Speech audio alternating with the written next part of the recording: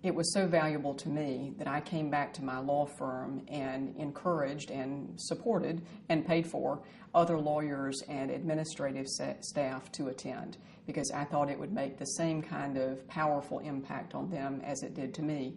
I'm involved in a number of voluntary organizations, and I also encouraged CEOs from other organizations and other lawyers that I thought could find it of great value to attend, and in fact they have.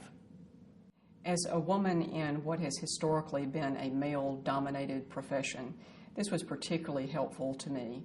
Women oftentimes process disputes in ways differently than men do. They take in information differently.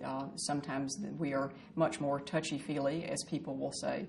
And I think that's important to know how men surrounding you respond to your leadership style as well as other women. So for me, it was great to have a diverse group with whom I was participating so that I could get feedback from both genders on those kinds of issues that were important to me.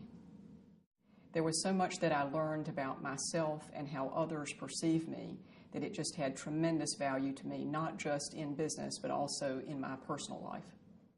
One of the things that I didn't recognize was harming my business was that I had a tendency to want to avoid confrontation, that it was difficult for me, and as Rodney King once said, I just wanted everybody to get along. And I thought that it was a valuable thing for me to not confront people, that it made my life easier. But what I found out as a result of this process was to see that, in fact, I was really harming my good employees by not confronting those that were not behaving in a manner that was consistent with the performance that was expected out of them. So that was particularly useful for me. I had one of the lawyers in my office who is a brilliant young man, but who is extraordinarily introverted, to go through the self-awareness portion of the workshop. It never dawned on him that his beard and the fact that he didn't smile caused people to respond to him negatively.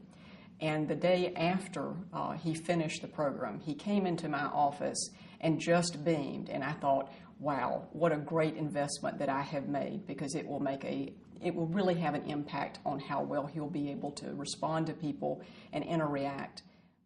I've had the opportunity since I attended the program in 2002 to be the president of one 4,000 member organization in this state and another 16,000 member organization in this state. So it was important for me to hone my leadership skills, and this program helped me to do that. The investment is tremendously worthwhile. It's some of the best money that I spent on my business that year. It may have come off that I was spending it on me, but in fact the ramifications were so important across the board for my business as well as the nonprofits and other volunteer organizations in which I participate. So it was a great investment for me. Well, they need to just do it. It's one of those things where you think, gosh, this is a long investment of time. Can I really afford to be away from my business? But you'll learn how to work so much smarter and more effectively that the financial benefits will greatly outweigh that week that you were not able to be at the office.